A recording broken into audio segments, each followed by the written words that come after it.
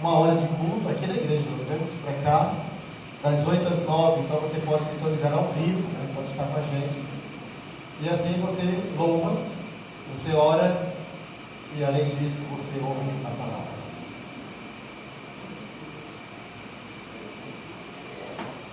Todo mundo achou esse texto? Só eu disse amém, mas acredito que todos já chegaram lá, né? Deixa eu abrir aqui também a nossa mensagem aqui no celular, para passar para os irmãos.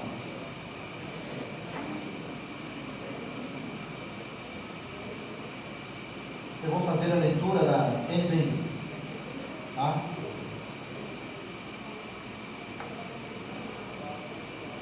Vamos lá para a leitura, os irmãos acompanham. Nós vamos ler no capítulo 3, o parágrafo todo, tá? Desde o capítulo, versículo 1 até o versículo de número 15. Melhor dizendo, até o versículo de número 17. Diz o apóstolo Paulo àquela igreja, escrevendo assim: portanto, já que vocês ressuscitaram com Cristo, dediquem-se às coisas que são do alto, onde Cristo está assentado à direita de Deus. Pense nas coisas do alto, não nas coisas da terra, pois vocês morreram, e a vida de vocês está escondida com Cristo em Deus. Quando Cristo, que é a vossa vida, quando Cristo, que é a vida de vocês, se manifestar, então vocês também serão manifestos com Ele em glória. Portanto, façam morrer tudo o que pertence à natureza terrena de vocês: moralidade sexual, impureza, paixão, desejos maus e a cobiça, que é a idolatria. É por causa dessas coisas que vem a ira de Deus sobre os que vivem na desobediência, as quais vocês praticaram no passado, quando costumavam viver nelas. Agora, porém, abandonem todas essas coisas: ira, indignação, maldade, calúnia e linguagem indecente do falar. Não mintam uns aos outros, uma vez que vocês já se despiram do velho homem com as suas práticas, e se vestiram do novo, o qual está sendo renovado em conhecimento à imagem do seu Criador. Nesta nova vida não há diferença entre gregos e judeu, circunciso e incircunciso, bárbaro e cita, escravo e livres, mas Cristo é tudo e está em todos. Portanto, como escolhidos de Deus, santos e amados, vistam-se de profunda compaixão, bondade, humildade, mansidão e paciência. Suportem uns aos outros e perdoem as queixas que tiverem uns contra os outros. Perdoem como o Senhor os perdoou. Sobre todas essas coisas, porém, vistam-se do amor, que é o elo ou vínculo da perfeição. A paz de Cristo deve ser o juiz do coração de vocês, visto que foram chamados para viver em paz, como membros de um só corpo, e sejam agradecidos. Que a palavra de Cristo habite plenamente em vocês. Ensinem e aconselhem uns aos outros com toda a sabedoria. Cantem salmos, hinos e cânticos espirituais a Deus com gratidão no coração. Tudo o que fizerem, seja em palavra, seja em ação, façam-no em nome do Senhor Jesus, dando graças a Deus, Pai, por meio dele. Amém. Até aqui é a nossa leitura, é o nosso parágrafo, a base de nossa mensagem. Eu quero compartilhar com vocês, nesta noite, sobre o tema Instruções para uma Vida Santa. Repete comigo: Instruções para uma Vida Santa. A nova vida em Cristo e o desafio da santidade. Nós vamos orar. Pai querido, mais uma vez nós oramos, e agora pela palavra. Porque eu posso pregar e vou pregar, eles vão ouvir a minha voz, mas eu quero que eles ouçam a voz do teu Espírito no interior deles. Será uma pregação só, porém, ela se multiplicará, como a multiplicação dos pães e dos peixes, alimentando cada um dentro de sua própria realidade e vida.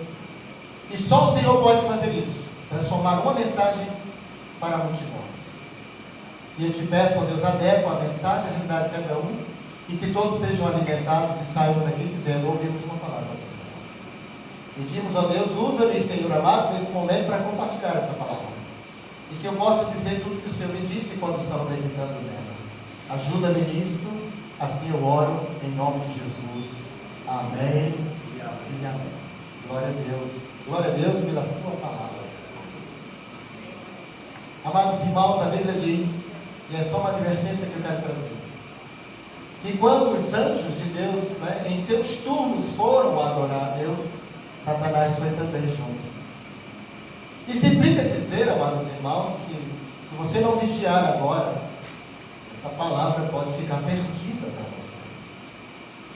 Então não se preocupe com nada depois do culto, nem durante o culto, nem permita que algo que veio e que esteve antes do culto lhe tire agora desse momento de meditação na palavra.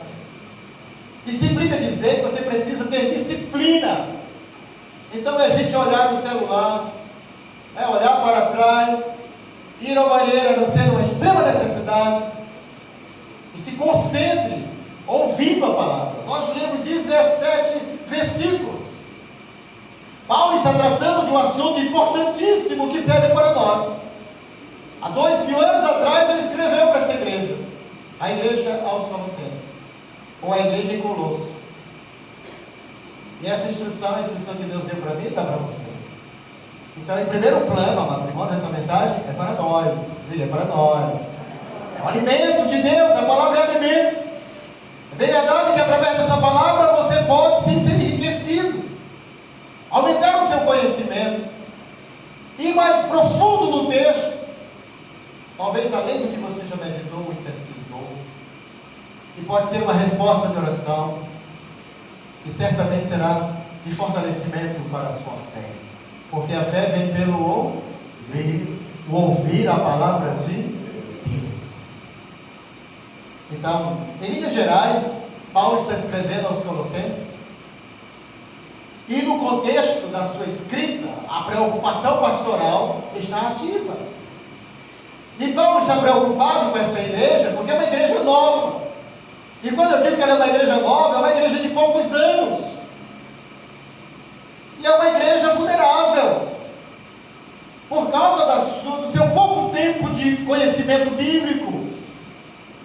E Paulo vai escrever justamente para combater ensinamentos errados, para combater as instruções dos falsos mestres. E o texto que nós lemos, esse parágrafo, irmãos, embora ele esteja no capítulo 3, versículo 1 em diante, mas não é um assunto começando, é na verdade um assunto terminando. É por isso que no próprio parágrafo a gente vê Paulo dizendo 3 vezes, portanto. E portanto é uma ação conclusiva. Paulo vai concluir um assunto que começou no capítulo 12, no versículo 6. Ali está o problema. E a partir dali, então, ele tem uma resposta. No capítulo 3, para nós, é claro, as cartas não foram escritas com essa sistematização. Na época que Paulo escreveu, não tinha capítulos e nem versículos. Era uma carta. O começo, meio e fim. Mas nós a temos sistematizada, e por isso nós temos o capítulo 3. E eu falei do primeiro parágrafo, que é do versículo 1 ao versículo 17. A impressão que a gente tem é que Paulo está começando a falar sobre um assunto ali. Mas esse assunto que nós abordamos aqui, as orientações de Paulo sobre a prática cristã, ou sobre a nova vida, ou sobre santidade, que é o tema, mas está agregado ao capítulo anterior. Eu vou fazer uso desse capítulo anterior para trazer os irmãos para essa ordem do capítulo 3. E assim os irmãos poderem compreender por que Paulo diz pensar nas coisas de cima e não das de baixo. O que está na mente de Paulo? O que foi que Paulo falou antes para esses irmãos? Que é terreno, que é humano, e pode até ser visto como maligno, por estar contrariando, vamos dizer assim, a palavra de Deus é a instrução das boas novas. Então, eu quero introduzir primeiro a nossa mensagem dizendo que uma vida santa é um estilo contrário ao padrão do mundo. Viver em santidade não é uma sugestão, mas uma obrigação. É um compromisso inegociável. Deus não negocia. Deus não abre mão da santificação. Deus é santo e exige que seus filhos o sejam santos. O velho estilo mundano deve ser substituído pelo novo estilo ensinado por Cristo.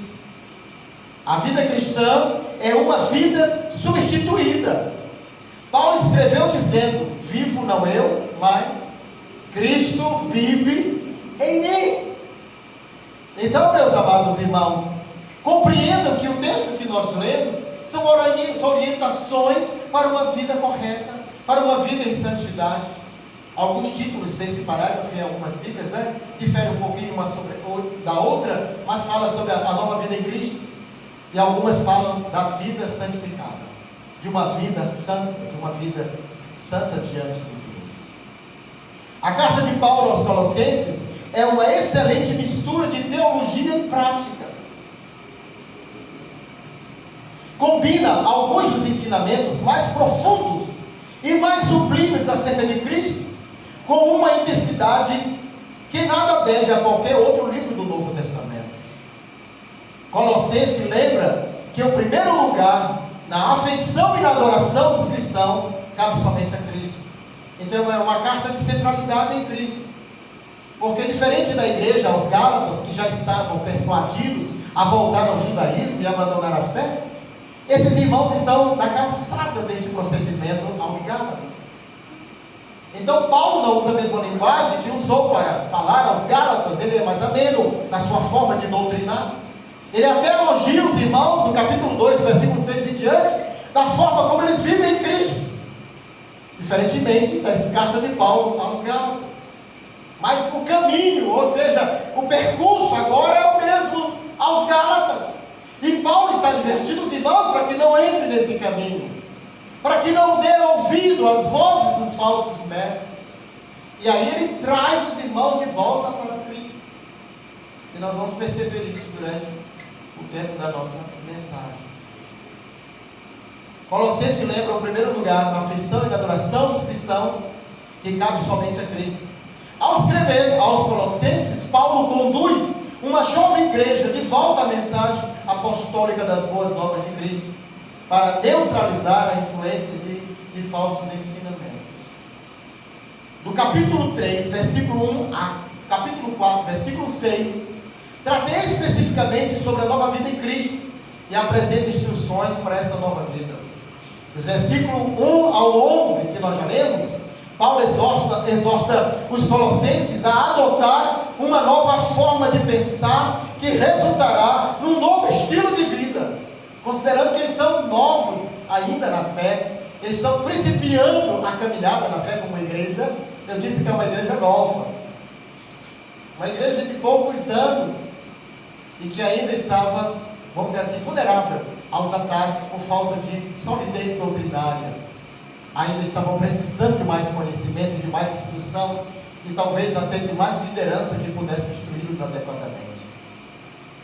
Então, amados irmãos, dos versículos 1 a 11, eu disse para os irmãos que Paulo exorta os colossenses a adotar uma nova forma de pensar que resultará num novo estilo de vida.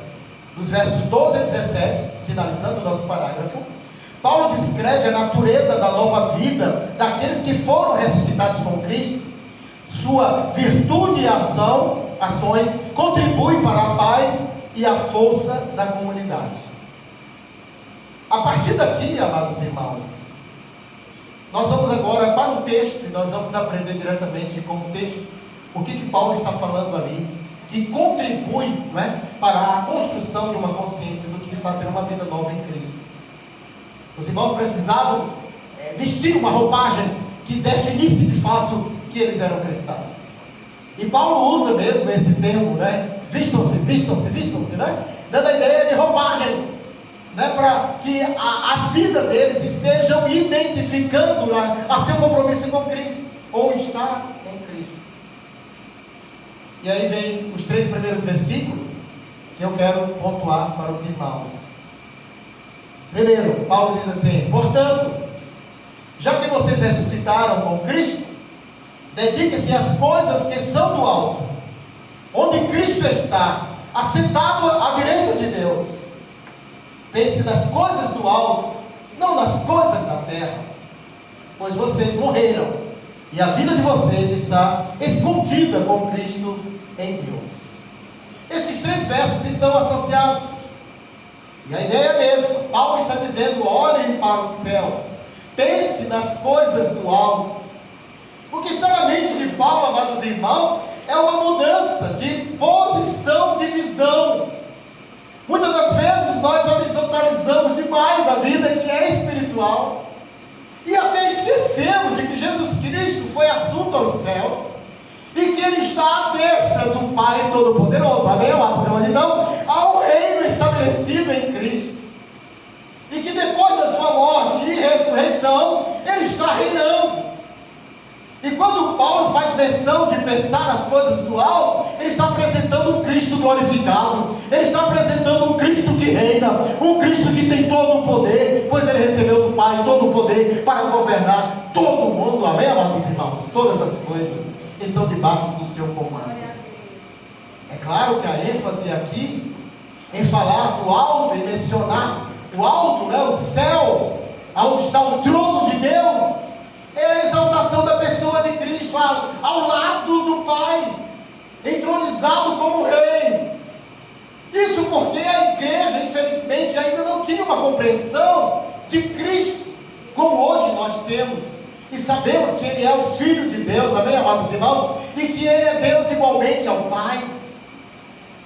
Essa visão, essa compreensão teológica ainda estava em processo. E apareceu um grupo lá, né, para levar os irmãos ao desvio, ensinando coisas que não tinham nada a ver com os céus, com o reino de Cristo, com a pessoa de Cristo. Eles estavam desvirtuando os irmãos. E é aqui que eu chamo os irmãos para o capítulo 2, versículo 6. Se vocês quiserem ler e acompanhar, mas eu posso muito bem aqui fazer menção dele. Aqui nessa Bíblia que eu vou ler para os irmãos, diz advertências acerca dos falsos doutrinas. E Paulo diz o seguinte: e digo isto para que ninguém vos engane com palavras persuasivas, porque ainda que estejam ausentes quanto ao corpo, Paulo está dizendo, porque ainda que esteja ausente quanto ao corpo, contudo em espírito estou convosco, regozijando-me e vendo a vossa ordem e a firmeza da vossa fé em Cristo. Então, Paulo não está criticando aqui, Paulo está até elogiando esses irmãos, e ele está vendo, ele não está presente, mas ele diz que em espírito, isso implica dizer que ele está em oração, que ele está clamando por essa igreja nova, está pedindo a Deus por ela, está se importando com ela como pastor. A partir daí, então, ele diz: como pois recebeste o Senhor Jesus Cristo, assim também andai nele, arraigados, edificados nele e confirmados na fé, assim como fortes, ensinados, crescendo em ação de graça, tendo cuidado para que ninguém vos faça presa sua, por meio de filosofias e vãs sutilezas, segundo a tradição dos homens, segundo o rudimento do mundo, e não segundo Cristo. Aqui está o problema, porque nele, em Cristo, habita corporalmente toda a plenitude da divindade. Estais perfeito nele, que é o cabeça de todo o principado e potestade, no qual também estais circuncidados, com a circuncisão não feita por mãos, no despojo do corpo da carne, a circuncisão de Cristo, sepultados com ele no batismo, nele também ressuscitastes pela fé no poder de Deus, que o ressuscitou dos mortos. E quando vós estáveis mortos nos pecados e na incircuncisão da vossa carne, vos vivificou juntamente com ele, perdoando-vos todas as ofensas, havendo riscado a cédula que era contra nós nas suas ordenanças, a qual de alguma maneira nos era contrária, e os tirou do meio de nós, e atirou do meio de nós, gravando-a na cruz, e despojando os principados e potestades, os expôs expôs publicamente e deles triunfou em si mesmo. Portanto, ele começa a concluir: ninguém vos engane pelo comer ou pelo beber, ou por coisa dos dias de festa, ou de lua nova, ou dos sábados. Olha aqui o problema. A atenção dos falsos mestres estava nessas coisas, incentivando a igreja a essas práticas, que já haviam sido abolidas porque não havia mais necessidade de fazê-las, tendo em visto que Cristo consolidou todas essas coisas. Aí ele diz aqui que essas coisas são sombras das coisas futuras, mas o corpo é de Cristo. Ninguém vos domine e sem beldade, com pretexto de humildade e culto dos anjos, metendo-se em coisas que não viu, estando debalde inchados na sua carnal compreensão, e não ligados à cabeça, da qual todo o corpo, provido e organizado pelas juntas e ligaduras, vai crescendo em aumento de Deus. Se, pois, estáis mortos com Cristo, quanto aos rudimentos do mundo, por que vos carregam ainda de ordenanças, como se vivesseis no mundo? Tais como: não toques, não proves, não manuseie. Essas coisas todas perecem pelo uso, segundo os preceitos e doutrina dos homens, as quais têm, na verdade, alguma aparência de sabedoria, em devoção voluntária, humildade e em disciplina do corpo, mas não são de valor algum, senão para a satisfação da carne. Então, Paulo reprova tudo aquilo que os falsos mestres estão ensinando e levando os irmãos a praticar. E diz: isso não tem valor nenhum, não contribui para o vosso crescimento espiritual. Isso não contribui para que vocês abandonem uma vida pecaminosa. Isso não tem nenhuma utilidade. Então Paulo lança o vitupério sobre essas coisas, sobre esses ensinamentos.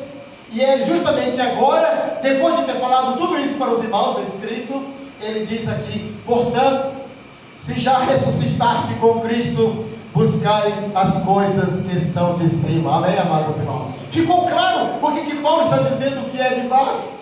As fábulas, os ensinos que eles estavam passando, as proibições, né? Os ritos das festas, coisas que eram praticadas antigamente, ainda lá na lei, no tempo de Moisés. Algumas coisas estavam sendo trazidas, misturadas também com alguma coisa angelical. Ou seja, eles misturam essas coisas e apresentam para a igreja dentro de uma forma de piedade, entende? De vida com Deus, aparente vida com Deus. E agora o apóstolo Paulo desmascara os falsos mestres e diz: olha, vocês precisam tirar o foco dessas coisas, e vocês devem pensar nas coisas que são do alto. Amém, amados irmãos? Está se referindo a Cristo e a sua vitória, está se referindo ao Cristo que morreu e ressuscitou, está se referindo ao Cristo que morreu e ressuscitou, e nós ressuscitamos com Ele. Amém, amados irmãos?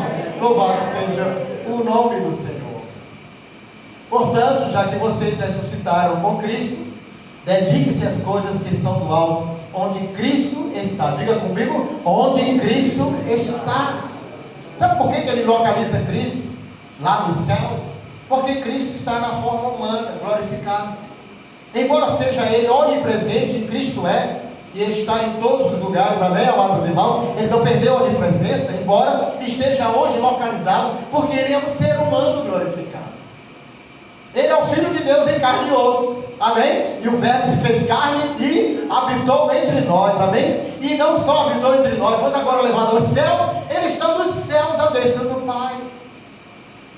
Então ele localiza o Cristo lá no céu, amados irmãos, e ele diz: onde Cristo está assentado à direita de Deus. Isso implica dizer, amados irmãos, que Ele é o Filho de Deus, que Ele é o Rei dos Reis, o Senhor dos Senhores, e que Ele é o cabeça da igreja, e que todos os principados e potestades foram dominados por eles e estão debaixo do seu comando. Não existe nada que não esteja debaixo do comando de Cristo.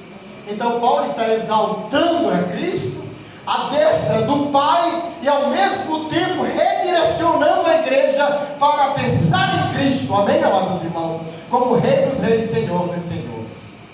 Por isso, amados irmãos, nós não podemos nos deter, vamos dizer assim, nessa esfera meramente humana, embora a gente tenha que cumprir todos os processos naturais, aprovados por Deus, do casamento, da condução familiar, das fontes de manutenção, da capacitação intelectual e de tantas outras coisas que são próprias dessa vida.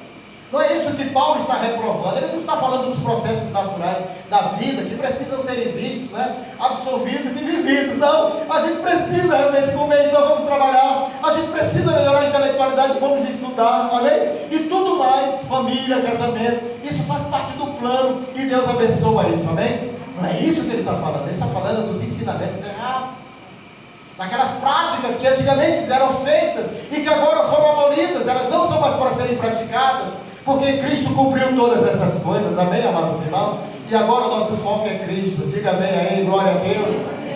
A nossa visão é Cristo, nosso foco é Cristo. Pensar no alto é pensar em Cristo. Pensar no alto é pensar no Cristo glorificado, que tem todo o poder dos céus e da terra. E é importante que você tenha a visão do poder de Cristo, sabe por quê? Se você compreende isso e sabe que Ele tem realmente poder, então você não tem do que temer. E que certamente você vai vencer, porque você pertence a Cristo e Ele é a garantia da sua vitória. No versículo 2 ele diz: pense nas coisas do alto, não nas coisas da terra. Mais uma vez ele pontua isso, dizendo que nós temos que olhar para cima, nós temos que pensar em Cristo, centralizar a nossa vida em Cristo, viver para Cristo, né? E é isso mesmo. E depois ele vai falar sobre a vida de Cristo em nós. Ele vai falar do estilo de vida que nós devemos absorver e não nos determos em coisas que são terrenas e que morrerão e desaparecerão aqui e que não tem nenhum valor espiritual. Paulo disse assim, vou parafrasear para os irmãos entenderem mais ainda: não se detenha nessas coisas, elas morrem aqui, não tem valor eterno e nem soma para crescimento espiritual. Tire o foco disso, deixe de ouvir os falsos mestres, foquem em Jesus, amém? E abençoam o estilo de vida dele. É isso que Paulo está dizendo, eu estou parafraseando para vocês. Paulo diz que os irmãos haviam ressuscitado. No capítulo 2, versículo 6 em diante, ele explica como foi isso no sentido espiritual. E de fato, nós ressuscitamos espiritualmente. Nós estávamos cegos, entenebrecidos, ele usa um termo assim, dizendo que nós não enxergávamos e que nós estávamos vedados do conhecimento e não podíamos enxergar a Deus. Mas agora nós ressuscitamos em Cristo, amém? E somos novas criaturas, amém? Somos agora, amados irmãos, uma pessoa conectada com os céus. Podemos compreender a palavra, podemos compreender o plano de Deus, e isso é de grande valor, amados irmãos. Mas agora no versículo 3 ele vai dizer: pois vocês morreram, e a vida de vocês está escondida com Cristo em Deus. Então ele fala de uma morte, e essa morte nós vamos entender agora, amados irmãos, que ela foi evidenciada, né? É uma morte para o mundo, é um começo de vida, é uma vida nova em Cristo. A vida velha ficou para trás.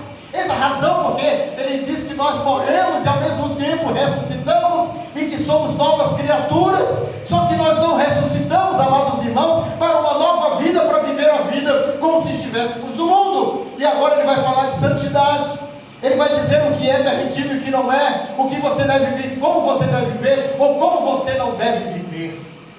É importante demais, amados irmãos, nós pensarmos nisso, considerando que essa palavra foi dita há 2000 anos atrás pelo apóstolo Paulo, escrita para os Colossenses, mas nós somos a igreja do momento e essa palavra é a mesma palavra daquele tempo servindo para nós aqui. Quem concorda que é assim, diga amém. Não foi aos Colossenses apenas, mas para nós, amados irmãos, nos nossos dias. E precisamos receber a exortação e a orientação de que nós não podemos nos deter às mentiras de Satanás, os ensinamentos errados e equivocados, as heresias dos dias atuais, mas nós precisamos focar em Cristo, que a nossa vida seja cristocêntrica e que a nossa vida seja possuída por Cristo e que nós tenhamos tenhamos em nós de fato a imagem de Cristo. E que possamos realmente passar para as pessoas que nos veem que Cristo realmente habita em nosso coração. Uma coisa é você dizer, né? Vivo não eu, mas Cristo vive em mim, dizendo que você tem uma vida substituída pela vida de Cristo. Outra coisa é você provar isso. Dizer é fácil, viver é difícil. É por isso que eu coloquei aqui a palavra desafio, os desafios da nova vida em Cristo. Porque é um desafio que nós temos que realmente vencer a velha natureza, vencer o mal do velho tempo, vencer o homem velho. E aí, é claro, amados irmãos, que isso é um trabalho meu, é um trabalho seu. O Espírito Santo vai cooperar conosco, mas Ele não fará o que eu tenho que fazer. E se Paulo está dizendo fazer morrer, a mim eu que tenho que fazer morrer as variedades da obra da carne na minha vida, então o trabalho é meu. Sou eu que preciso querer que isso morra. A velha natureza, amados irmãos, ela precisa de ser destruída, para que a velha natureza ela precisa morrer, para que a nova natureza que foi plantada em nós, ela apareça e glorifique a Deus, amém? Então essa mensagem tem esse foco e esse propósito. Versículo 4, os irmãos me acompanham. Paulo agora, eu posso até dizer que ele abre um parênteses para falar sobre isso. Ele diz assim: quando Cristo, que é a vida de vocês, se manifestar, então vocês também serão manifestos com Ele em glória. Então Paulo agora está profetizando. Paulo está focando um evento que ainda não aconteceu. Ele está falando de que quando Cristo voltar, tá certo? O versículo 4, ele está trazendo pormenores do que vai acontecer com a igreja e Cristo. E ele diz assim: quando Cristo, que é a nossa, que é a vida de vocês, se manifestar, ou seja, ele está falando da segunda vida de Cristo. Então vocês, Colossenses, e nos inclui também, serão manifestos. Ele fala não só de uma manifestação de Cristo, mas da manifestação da igreja. É claro que a colocação de Paulo aqui está no campo da esperança. E Paulo também está dando um atestado de aprovado para aquela igreja, dizendo que verdadeiramente é uma igreja cristã, apesar da persuasão satânica, os ensinos errados que estão mexendo com ela, perturbando o seu ambiente, alguns dando atenção a isso. Paulo está confirmando que é uma igreja cristã e que é uma igreja que vai ser manifestada no final dos tempos. Quando Cristo se manifestar, a igreja também se manifestará. Amém, amados irmãos? E aí ele diz assim: então vocês também serão manifestos com Ele em glória. Diga comigo: com Ele em glória. Quando Cristo voltar, amados irmãos, a igreja já terá subido na sua segunda vinda. E eu não sei para dizer para os irmãos os detalhes, né, da velocidade, do tempo, enfim, mas uma coisa eu sei: nós iremos primeiro e voltaremos com Ele. Amém? Cristo não virá só, Ele virá com a igreja. A Bíblia fala no capítulo 4 de Tessalonicenses, 1 Tessalonicenses, que ao ouvir a voz do arcanjo, ao ressoar da trombeta de Deus, os mortos ressuscitarão primeiro, e nós, os que estivermos vivos, seremos arrebatados num abrir e fechar de olhos, e estaremos com o Senhor nos ares. Isso aí é a igreja subindo, sendo levada ao encontro do Senhor, e Ele não se manifestará para que todo olho verá, somente a igreja ouvirá, somente ouvidos de crente legítimo ouvirá o som da trombeta de Deus, e desaparecerá da terra. Amém, amados irmãos? Quem crê que estará nesse dia? Aleluia, eu espero por isso. Nós desapareceremos da terra, amados irmãos. Os mortos ressuscitarão primeiro, e nós, os que estivermos vivos, seremos transformados num abrir e fechar de olhos, e nós nos encontraremos com o Senhor dos ares. A igreja vai primeiro, amados irmãos, e depois então ela volta com Cristo, e ela volta gloriosa. Ela se manifestará com Ele em glória. Diga, em glória. Igreja glorificada. Diga comigo, igreja glorificada. Ao lado de Cristo, ela vem em sua companhia para estabelecer o seu reino milenar na terra. Amados irmãos, você não imagina o que está preparado para mim e para você. Nós não fazemos nós não temos um cálculo, nós não temos de maneira nenhuma. É por isso que Paulo ele diz assim, que nós não podemos comparar as aflições desta vida com o peso de glória que há de se manifestar em nós.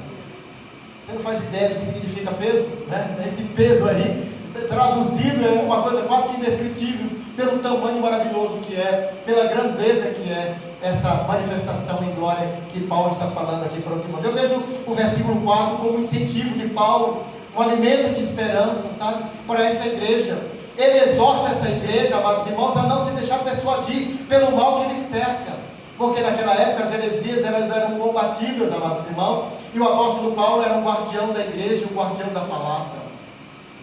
Igrejas novas eram presas fáceis. E quantas pessoas mal alicerçadas na palavra hoje são presas fáceis? E quantas vozes estão por aí? Os irmãos, hoje pela manhã nós estávamos aqui e nós estávamos pensando justamente nisso, né? Porque hoje os irmãos não ouvem a voz do pastor, ou seja, a minha voz é uma voz no meio de tantas outras. Quantos pregadores você não assiste pela internet? Quantas mensagens você não recebe? E não sou eu quem crivo, não sou eu quem digo. Você tem a liberdade de escolher os pregadores. Sei lá o que você está ouvindo. Vamos imaginar que você é seletivo e a maturidade cristã e doutrinária é suficiente para uma escolha boa de um pregador que realmente ensina a palavra e que não se desvia dela e não tem aí os seus enganos entranhados nas mensagens. Então eu disse para os irmãos que nós perdemos justamente esse espaço, né? Ou seja, os irmãos não estão mais presos a uma mensagem pastoral, mas tem muitos pastores pregando para os amados irmãos. E são muitos mesmo hoje na internet, que estão pregando e ensinando. Então, se você não tem maturidade cristã, qualquer mensagem é boa, né? Então qualquer mensagem é ensino. Mas se você tem conhecimento bíblico, você perceberá que aquele ensinamento não bate com a palavra e você deve rejeitar. Amém, amados irmãos? Então precisa ter maturidade, precisa ler a Bíblia, precisa conhecer a Bíblia para poder crivar as mensagens. Eu ousei dizer aqui que eu sou apaixonado pelo texto da NVI, aliás, da NVT. Desde que eu conheci essa Bíblia, que eu ganhei de presente, essa Bíblia comentada da NVI, que eu estudo, eu baseio as minhas mensagens justamente, ali eu vou buscar muita instrução naquela Bíblia NVT, né? Então, na NVT. Mas eu disse para os amados irmãos, que até agora, onde eu cheguei nessa Bíblia, que era uma Bíblia com mais de 2.400 páginas, né? Eu não tive nenhuma desarmonia do meu conhecimento de 47 anos de leitura bíblica. Isso implica dizer que eu não repudiei nenhum ensinamento deles, porque o que eles estão ensinando está batendo com o que eu aprendi. Amém, amados irmãos? E eu acredito que até o final da Bíblia vai acontecer isso. Eu estou me referindo aos comentários. Não é a Bíblia em si, é os comentários, é aquilo que eles afirmam como verdade, ou a interpretação do texto, ou a exegese do texto. Ou seja, eu consigo ler uma Bíblia dessa que foi feita pelos eruditos, os homens e mulheres capacitados para fazer uma Bíblia dessa, e de repente eu leio, e ali eu fico fazendo um crivo, avaliando, amados irmãos, o que eles estão ensinando, o que eles estão dizendo como verdade, como interpretação. Mas eu estudei, passei pelo seminário, eu tenho uma afinidade bíblica, tenho conhecimento de 47 anos de leitura, entende, amados irmãos? Isso contribui para que eu tenha um bom crivo e possa perceber aonde há um ensino errado. Quando o pregador começa a pregar, e eu estou ouvindo o pregador, e eu percebo que ele está indo além do texto sagrado, eu digo, olha, ele se perdeu. Por quê? Porque eu sei até onde ele vir aí, e ele foi muito além, tá certo? E aí se perdeu. Mas eu perguntei aos irmãos, tem a mesma experiência com a Bíblia, conhece tanto assim, né? Passaram pelo mesmo caminho que eu passei, tem um bom crivo, sabe quando está lendo, ou quando está ouvindo realmente uma mensagem, que traz um conteúdo puramente bíblico, sem nenhuma influência, vamos dizer assim, de doutrina meramente humana, né? Ou ensinamentos errados. Eu espero que sim, porque a igreja do Betel brasileira é uma igreja com instrução, amém, amados irmãos? É uma igreja com a palavra, quem concorda diga amém. Nós temos Bíblia, as nossas mensagens são bíblicas, não é verdade? Amém? Então, é bem provável que você tenha um bom crivo para fazer uma boa avaliação de uma pregação. Mas continuando, saindo do versículo 4, meu tempo já está acabando. A partir do versículo 5, ele usa de novo, portanto, né? Paulo está fechando uma ideia que começou lá no capítulo 2, versículo 6, e agora ele está finalizando. Ele diz assim, portanto, façam morrer. Diga comigo, portanto, façam morrer. Façam morrer, é trabalho seu, diga para o vizinho aí, fazer morrer é você é que tem que matar a velha natureza, você tem que destruir o homem velho, tem que acabar com todas as variedades da carne. Amados irmãos, a carne é uma palavra que está no contexto espiritual, e ela é apresentada em Gálatas capítulo 5, né? Como sendo, amados irmãos, um aglomerado de práticas pecaminosas. Ela centraliza, né, a prática pecaminosa, assim como o fruto do Espírito traz 9 variedades. Gálatas 5, 22, amor, alegria, paz, paciência, perdão, fé, mansidão, temperança, né?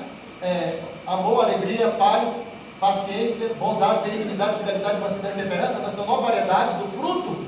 Lá em cima, antes do versículo 22, do versículo 18 do capítulo 5, Paulo fala sobre as obras da carne. Ele diz, mas as obras da carne são, dois pontos, aí vem: prostituição, impureza, lascívia, idolatria, feitiçaria, inimizades, contendas, iras, facções, inveja, ciúme, bebedice. Então Paulo, ele destrincha o que é carne. E ele também diz que há um combate durante o tempo da vida cristã, a carne influenciando, né? E o Espírito também. Há um combate entre a carne e o Espírito Santo, que se trava dentro de mim. E sabe quem que vai resolver isso, esse combate? É você que vai tomar uma decisão. Se de fato você quer uma vida santa, se de fato você quer Cristo na sua vida, ou se você quer ser mundano, e se você quer ter práticas mundanas na sua vida. É você quem vai matar a velha natureza. É claro que o Espírito Santo vai cooperar, ele sempre coopera, mas não fará isso, porque isso é uma tarefa minha, é uma tarefa sua. Eu digo para os amados irmãos que nós não teremos qualidade de vida espiritual se estivermos envolvidos com práticas pecaminosas. E Paulo vai falar sobre práticas pecaminosas aqui, eu ainda não cheguei, mas agora eu já vou falar sobre isso, do que ele pontua aqui para os irmãos. Então ele está dizendo para aqueles irmãos: olha, façam morrer a vossa natureza terrena. Versículo 5: façam morrer tudo o que pertence à natureza terrena de vocês. Aí ele começa: imoralidade sexual. Repete comigo: imoralidade sexual. Isso era um problema grave naquela época, e ainda hoje eu acho que hoje é pior do que na época. O bacanal de Roma, a Roma e sua promiscuidade da época, a igreja em Corinto, uma igreja portuária, ou uma cidade portuária, muita prostituição. Então, amados irmãos, a imoralidade sexual era uma prática natural para o mundo, como hoje também é, quase sem nenhuma proibição. E ele pontua isso aqui, ele começa com imoralidade sexual. Depois ele fala sobre impureza, fala sobre paixão, desejos maus e a cobiça, que é a idolatria. Aí mais uma vez ele faz um comentário, e esse comentário está aqui, amados, no versículo 6. Ele diz: é por causa dessas coisas que vem a ira de Deus sobre os que vivem na desobediência. Paulo está se referindo ao mundo, de que a ira de Deus se manifesta sobre as pessoas que estão no mundo e que praticam essas coisas. A ira de Deus se acende contra eles. Mas é bem verdade, amados irmãos, que uma igreja instruída para não praticar isso, e ela se dar a isso, o juízo de Deus também virá. E lá em Gálatas capítulo 6, versículo 7, nós temos uma advertência do apóstolo Paulo, quando ele diz assim: de Deus não se escarnece, o que o homem semear, isso também colherá. De Deus não se zomba, o que o homem semear, isso também colherá. Isso se aplica para a igreja, tendo visto que Paulo está falando para a igreja, lá aos Gálatas. Mas aqui, amados irmãos, ele começa mostrando a variedade da carne, não é? Os tentáculos da carne, não é? Então ele começa a falar aqui sobre moralidade sexual, como eu disse para os irmãos: impureza, paixão, desejos maus e cobiça, que é idolatria. E por esta causa, diz aqui, né? É por esta causa dessas coisas, por causa dessas coisas, que vem a ira de Deus sobre os que vivem na desobediência. Nós não vivemos mais na desobediência. Amém, amados irmãos? É verdade, desde o momento que você se converteu, a sua vida mudou. Amém? Mudou ou não mudou? Mudou, amados irmãos. Não é verdade? Então essa mudança, ela deve ser uma mudança constante, ela deve ser progressiva, ela deve ser para todos os dias até o final da nossa vida. Se você ler Romanos, Paulo escreve aos Romanos, no capítulo 12, no versículo 1 e 2, você vai ver o seguinte, ele diz assim: rogo-vos, pois, irmãos, pelas compaixões de Deus, que apresenteis os vossos corpos em sacrifício vivo, santo e agradável a Deus, que é o vosso culto racional, e não vos conformeis com este século, mas transformai-vos pela renovação da vossa mente, para que experimenteis qual seja a boa, agradável e perfeita vontade de Deus. O que Paulo está falando ali? Paulo está falando a mesma coisa aqui, amados irmãos. Pode acreditar. Nós temos agora a nova vida, e nós temos, amados irmãos, implantado em nós a palavra de Deus. A nossa mente, ela foi visitada, amados irmãos, pela sabedoria divina, e agora nós podemos experimentar a transformação mediante essa nova consciência que foi gerada em nós pela palavra de Deus. Transformai-vos, diga comigo, transformai-vos pela renovação da vossa mente. Só quem tem renovação de mente é aquele que se converteu de verdade. Uma pessoa que se converte de verdade, irmãos, ela tem uma renovação de mente. Ela vai deixar de ser mundana, porque ela vai reprovar o mundo. Ela vai reprovar as práticas mundanas, porque ela é uma nova criatura, e essa nova criatura tem um novo estilo de vida, e esse novo estilo de vida é santidade. Diga comigo: santidade ao Senhor. É uma vida pura, uma vida limpa, uma vida sem pecado, meus amados irmãos. Então agora, um pouco mais à frente, para a gente adiantar,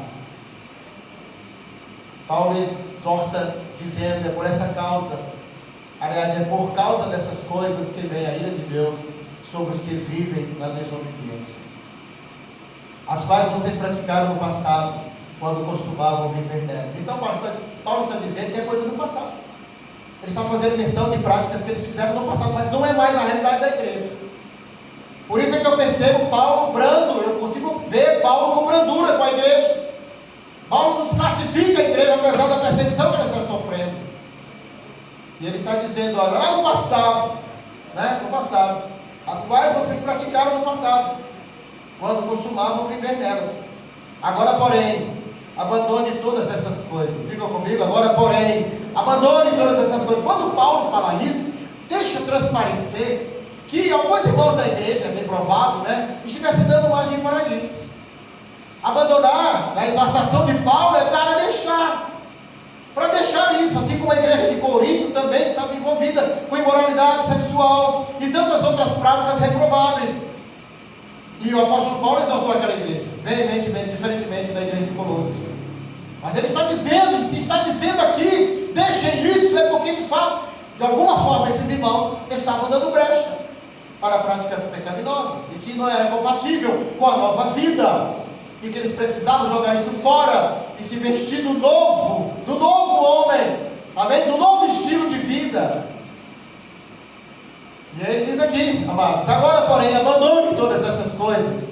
Abandonar o quê? Abandonar a ira, indignação, maldade, calúnia e linguagem indecente no falar.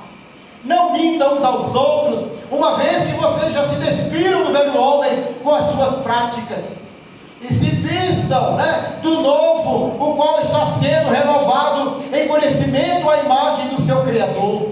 Nesse versículo de número 10, amados irmãos, Paulo está dizendo que existe um trabalho de Deus. Ele está interessado no seu crescimento espiritual, e eu digo até que ele está muito mais interessado do que você mesmo. Você já leu o que está escrito lá em Filipenses capítulo 1, versículo 6? Paulo dizendo assim: estou plenamente certo de que aquele que começou boa obra em vós há de completá-la até o dia de Cristo. Isso implica dizer, amados irmãos, que além de todo o seu esforço, existe um esforço de Deus para levar você a ter a aparência de Cristo, a imagem de Cristo, para que você seja perfeito.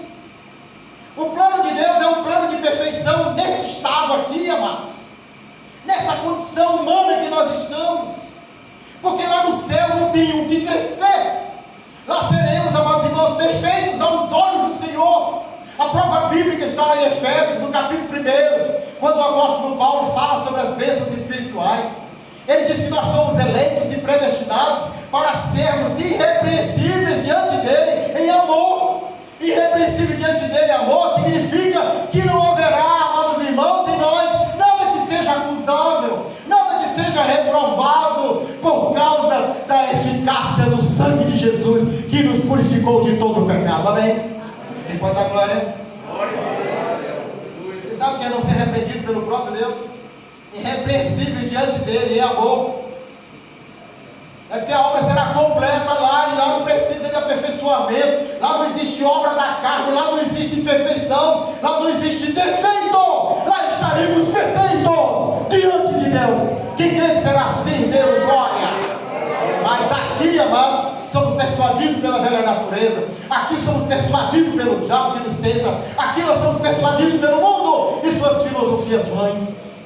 3 inimigos estão contra nós, e nós estamos num combate para manter, amados irmãos, o estilo do céu, amém? Para manter a roupa do céu, E nós devemos nos empenhar ao máximo, porque diz o apóstolo Paulo que nós devemos fazer tudo para o seu inteiro agrado.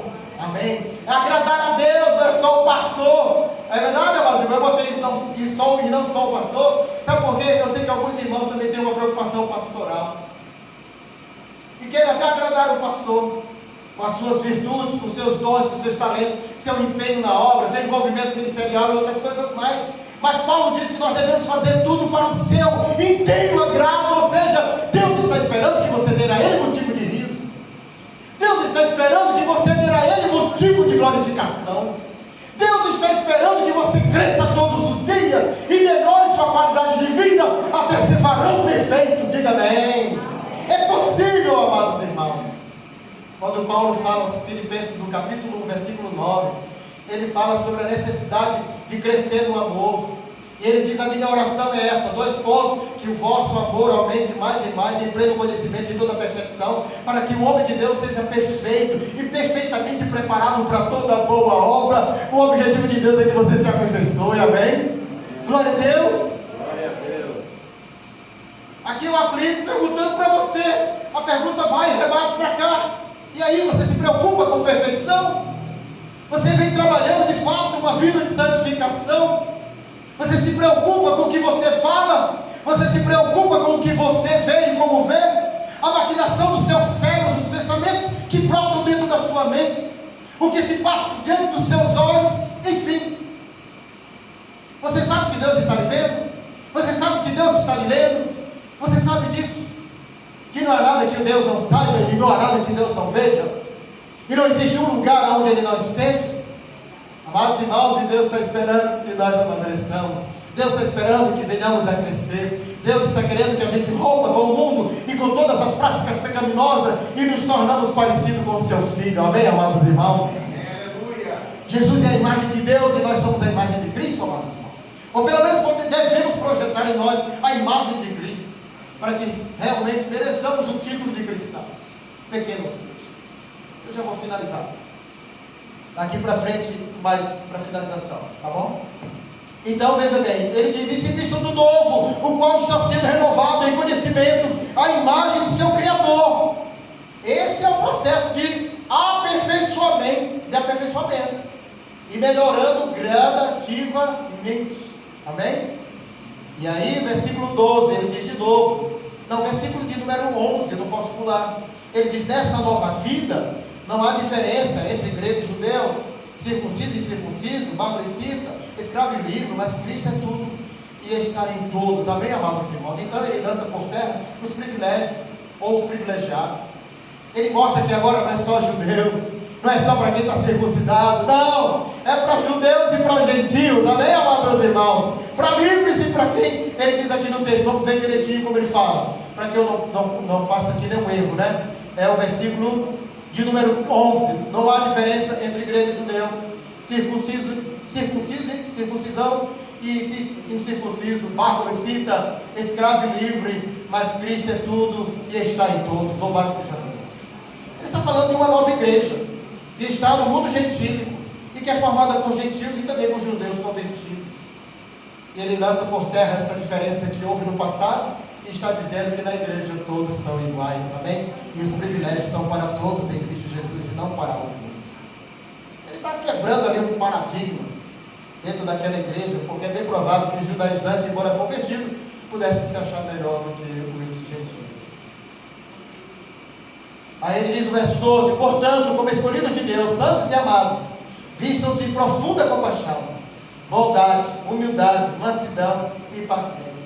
Olha o que ele vai falar agora, Gálatas capítulo 5, versículo 22, ele está fazendo uma menção das variedades do fruto do Espírito Santo. Então aqui ele fala sobre compaixão, bondade, humildade, mansidão e paciência. Suportem uns aos outros. A palavra suportem é ajudem, né? Sirva de apoio para os outros. Suportem uns aos outros e perdoem as queixas que tiverem uns contra os outros. Perdoem como o Senhor os perdoou. Fala sobre perdão, sobre todas essas coisas, porém, vistam-se do amor, que é o elo perfeito. Amém, amados irmãos? Ele acaba desembocando lá para o amor, e Paulo gastou um capítulo inteiro para escrever aos Coríntios, que é o capítulo 13, para falar sobre a supremacia do amor e sobre a qualificação do amor, na verdade, os seus efeitos na vida. E aí, finalizando, no versículo 15 ele diz: a paz de Cristo deve ser o juiz no coração de vocês, visto que foram chamados para viver em paz. Amém, amados irmãos? Nós somos chamados para viver em paz. Eu vou fazer desse versículo aqui, amados irmãos, uma pregação, porque Deus não abre mão de que eu tenha qualidade de vida nessa vida. Quem concorda, diga amém. Eu sei que lá nós vamos viver em plenitude de gozo, nós vamos viver realmente alegre o tempo todo, nada poderá nos constranger, Ele vai enxugar nos nossos olhos toda lágrima, mas isso é lá. Mas Deus, Ele tem um propósito de que você viva em paz no meio de todas essas guerras que nos cercam. Aí eu pergunto para os irmãos: é possível viver em paz? Jesus disse: deixo-vos a minha paz eu vos dou. Ele diz: o ladrão não vem senão para matar, roubar e destruir, mas eu vim para que tenham vida e a tenham abundantemente. Aonde? Quando? Aqui e agora. Ele não abre mão de uma vida de qualidade, de uma vida em paz. Foi por isso que Ele colocou o Espírito Santo dentro de nosso coração. Entre as variedades do fruto do Espírito Santo está a paz, é a terceira: amor, alegria, paz. E você pode ter paz. Diga para a pessoa que está ao seu lado: você pode ter paz. Você pode ter paz do Espírito Santo. Uma paz que se manifestará em momentos de angústia e sofrimento, de dificuldades. Você estará em paz, mesmo com os ventos agitados. O príncipe da paz está reinando em nosso coração. Amém? Glória a Deus por isso. E aqui finaliza ele falando sobre sejam agradecidos. Que a palavra de Cristo habite plenamente em vocês. Ensinem e aconselhem uns aos outros com toda a sabedoria. Cantem salmos, hinos e cânticos espirituais a Deus com gratidão no coração. São as palavras finais. E ele fecha dizendo: tudo o que fizerem, seja em palavra, seja em ação, façam-no em nome do Senhor Jesus, dando graças a Deus Pai por meio dele. Amém, amados? Você não pode e nem deve fazer qualquer coisa nessa vida que não seja no nome de Jesus. Sabe por que Paulo ele coloca isso, inspirado pelo Espírito de Deus? Porque isso amarra todas as coisas em Cristo, todas as suas ações, né? Quer seja por palavra, ele diz aqui, né? Tudo que fizer, seja por palavra, a verbalização, seja por ação, né? Ou seja, tudo isso você deve fazer em nome do Senhor Jesus, dando graças a Deus Pai por meio dele. Aí eu pergunto para os amados irmãos: tudo que você faz, por palavras ou por ação, você pode fazer em nome do Senhor Jesus? É possível fazer tudo que você faz em nome do Senhor Jesus durante o dia todo? Observe se você pode, né, chancelar, pegar a assinatura em nome de Jesus. O que eu estou fazendo, eu faço em nome de Jesus. Se isso for prática, isso se tornar uma disciplina, você não mentirá, não será hipócrita, não será fingido, não roubará, não enganará, não, porque essas coisas elas não podem ser chanceladas, elas não podem ter assinatura em nome do Senhor Jesus Cristo.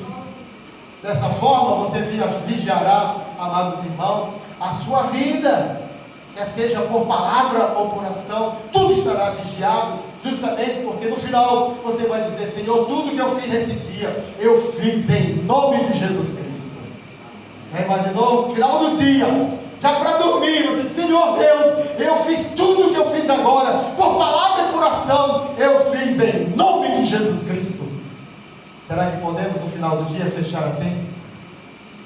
Amados irmãos, eu espero que possamos fechar os nossos dias com essa com essa assinatura em nome de Jesus Cristo. Que Deus nos ajude a vestir essa roupa, amém? A nova roupa, a roupa sem mácula, a roupa perfeita, a roupa, amados irmãos, que nos identifica como filho de Deus nessa terra. Que Deus nos abençoe. Vamos ficar em pé, vamos orar por essa mensagem e encerrar.